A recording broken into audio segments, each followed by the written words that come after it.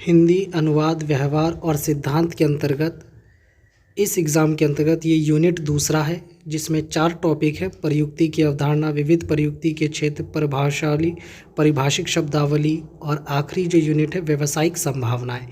इस विषय पे अगर हम चर्चा करें तो इसका जो एग्ज़ाम है इसमें चारों टॉपिक्स में से कोई भी एक प्रश्न बन सकता है या किसी भी एक टॉपिक के अलावा 2 टॉपिक को मर्ज करके एक प्रश्न बनाया जा सकता है। सिलेबस के अकॉर्डिंग जो एसओएल की वेबसाइट पे है उसी के अकॉर्डिंग हम यहाँ पे ये वीडियो तैयार कर रहे हैं।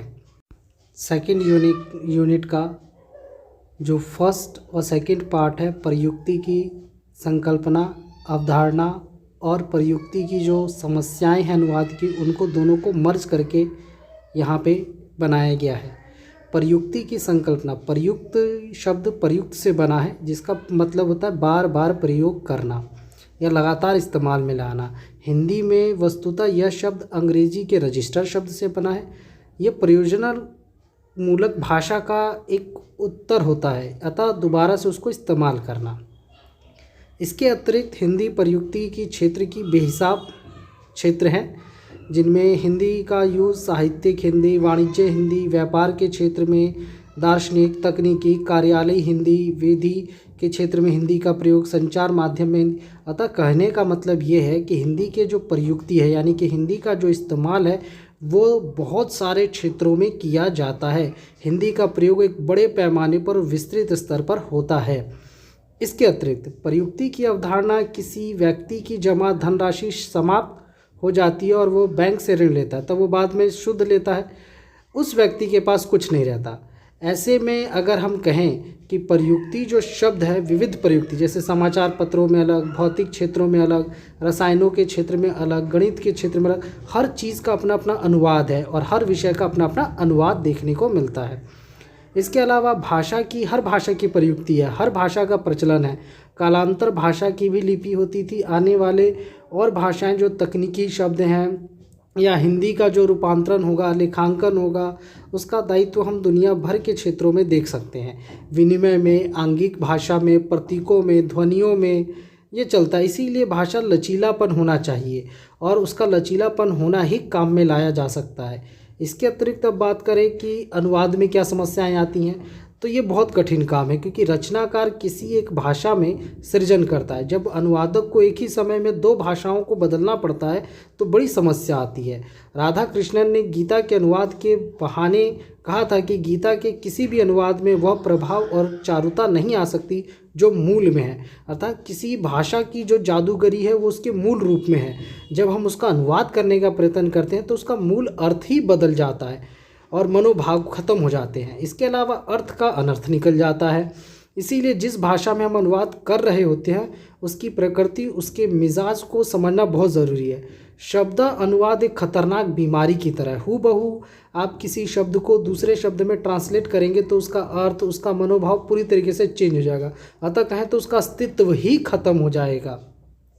इसीलिए ज़रूरी है कि जब भी हम अनुवाद करें तो समस्या यही आती है कि श्रेष्ठता, हीनता बोध की भावना देखने को मिलती है।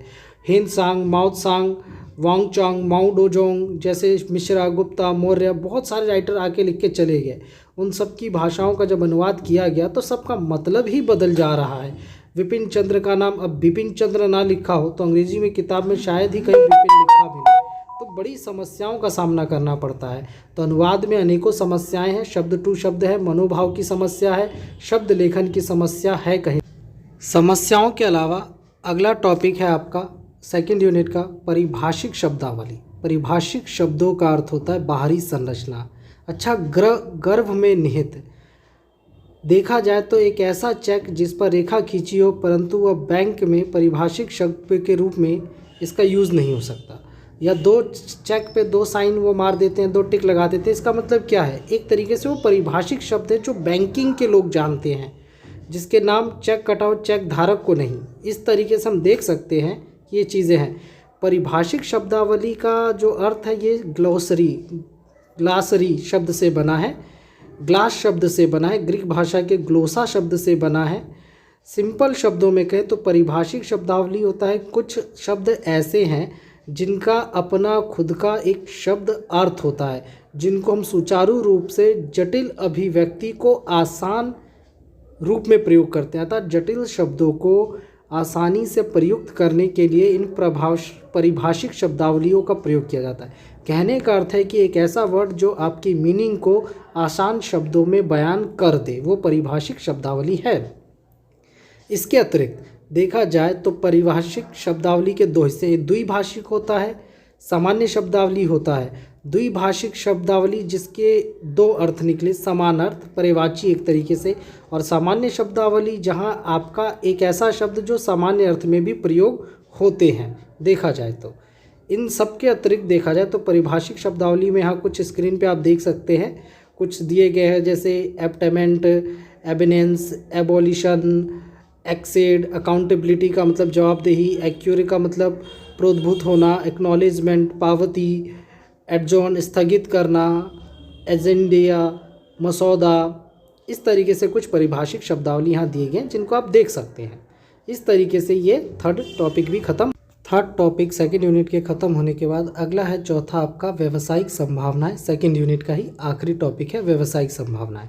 अर्थात व्यावसायिक संभावनाओं में इसके अंतर्गत ये पूछा जाएगा कि अनुवाद के क्षेत्र में क्या एक प्रकार से कैरियर है। तो एक भाषा से दूसरी भाषा में जब अनुवाद किया जाता है, अंग्रेजी टू हिंदी, हिंदी टू अंग्रेजी, इसमें अनुवादक की बड़ी भूमिका होती है।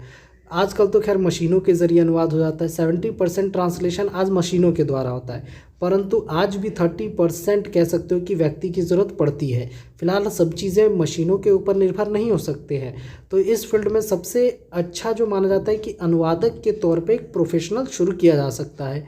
थोड़ा लिखने पढ़ने का शौक़ जो लोग रखते हों, अनुवादक बनना आपके सामने एक अच्छा विकल्प हो सकता है। तो कहा जाता है कि अनुवादक के रूप में एक अच्छा कैरियर इसमें सेटअप किया जा सकता है, या मशीनों के द्वारा भी अगर आपको ट्रांसलेशन करना आता है तो इस क्षेत्र में आप काफ़ी आगे अपना व्यावसायिक संभावनाएं तलाश सकते हैं।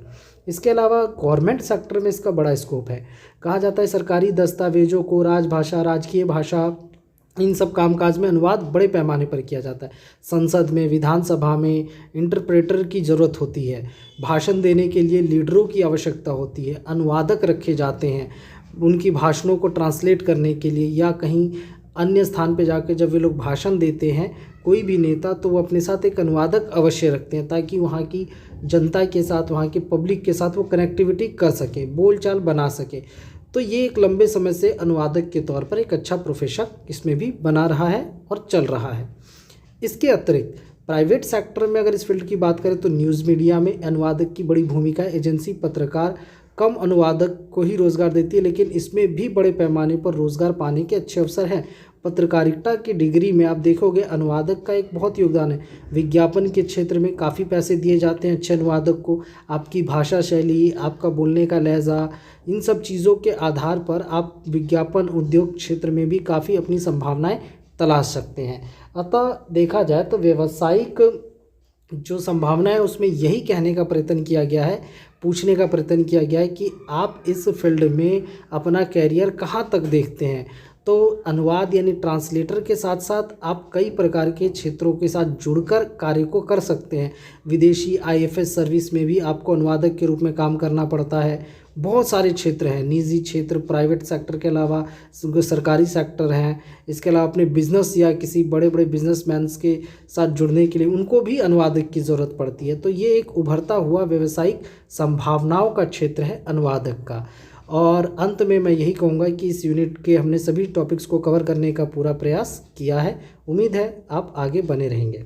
चैनल के साथ बने रहिए, लाइक और सब्सक्राइब ज़रूर कीजिए। आने वाले एग्ज़ाम्स की भी वीडियोस जल्द ही अपलोड की जाएंगी, नोट्स भी अपलोड किए जाएंगे।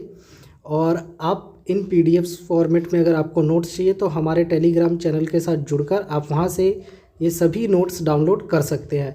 चैनल को सब्सक्राइब, बेल आइकन दबाना ना भूलें, लाइक एंड शेयर ज़रूर करें और आगे से आगे फॉरवर्ड करें कि ज़्यादा से ज़्यादा लोग, बच्चों तक, स्टूडेंट्स तक हम इस तरीके की वीडियो पहुंचाते रहें।